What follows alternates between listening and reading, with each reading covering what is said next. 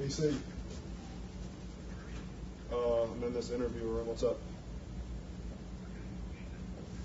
Dorset? Yeah, he went back to class and they're pulling him out of class right now. All right, we are live here on Ustream. Just got the camera up and rolling, and we're going to talk to the position coach that will be assisting Rashawn Scott make his transition to the University of Miami in college athletics. Coach McDonald. How you doing? Good to see you. It's a great and exciting day to be at the University of Miami and across college football. Oh yeah, this is special to get back into the college game and definitely get a player like Rashawn Scott and have a chance to bring him to University of Miami. We're going to be we'll be talking with you, getting more in depth about the players that have come to the University of Miami. We'll also be taking some fan questions, so you can send those in as well. We've got a chat running up here on Ustream, and you can send your questions in via Facebook or Twitter. Rashawn Scott, you go up to the Melbourne area, and I know Joe and Don were talking about him, but so you're his position coach, and you give us a little more analysis of what Rashawn brings, what you liked about him, and where you see him growing in as a Miami Hurricane. Rashawn's a big physical receiver who has played a lot of different positions, high school, quarterback, receiver, DB. And the thing that makes him special are the things he does with the ball in his hands. You know, I told him when we were recruiting him, he does things that we can't coach. You know, when the ball's in his hands, he has the ability to make yards after the catch.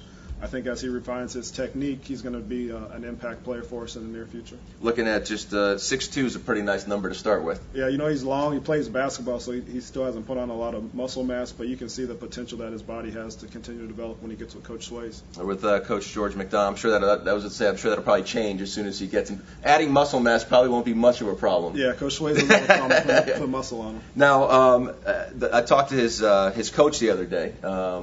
And he told a wonderful story about what he went through this year. And, in high school football, a lot of times guys will play two ways. But this is a guy who, I think, 4 days before the start of the season, was asked to come in and play quarterback for the first 3 games because their starter had gone down with injury. And apparently, learning the playbook was not very difficult for Rashawn. Yeah, Rashawn's a smart kid. And the one thing that I noticed through the recruiting process, he's a selfless kid. I mean, that he's going to do whatever it takes for the team to be successful. And, when they asked him to go to quarterback, he said, let's go. And I think he did a pretty nice job putting up some stats, and he never complained or anything. He just wanted to do what was best for the team. So when you say he's got skill, I guess natural talents that can't be taught, I'm sure that's partly what led to these 31 total touchdowns this year. That's a nice number to put up on the board. Yeah, and that's the one thing Coach Fisher wants guys to get the ball in the it makes our coaching a little bit easier if you got a guy, once you throw him the ball, he knows what to do with it, and it's not a continual process of run after the catch emphasis. He just naturally has it. I think that comes with his ability to play basketball and track. I think just him being a multi-sport athlete translate over to football a lot. What about for you, the transition? I don't know if that much of a transition, but returning to college, spent time up in Cleveland. First of all, we were joking around that the biggest transition. My man's wearing one layer this morning. Oh yeah, I usually have my parka and skull cap on. The transition's been awesome. Coach Golden's a great coach.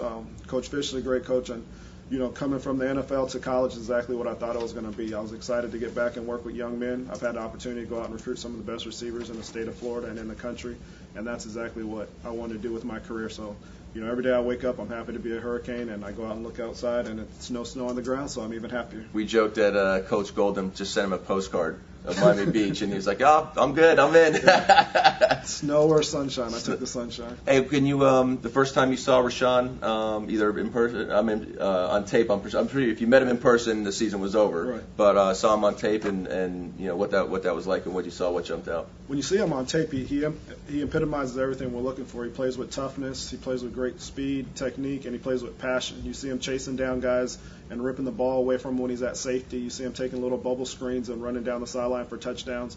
So what we look for at any skill position, but especially our receivers, dynamic players. And when you see Rashawn's tape, you see the dynamicness of his height, weight, speed, but then you see him with the ball in his hands and the things that he can do with the ball in his hands, and that's really what jumped off the tape when we're evaluating him. What about that? I know the other thing, too, is with coaches that not only the athlete but the person. Oh, he's a great kid. He's a humble kid. He comes from a different background, but he's a real humble kid. He wants to be good, and he's a yes or no sir guy. And like I said, he's selfless, which is shown by his ability to go play quarterback.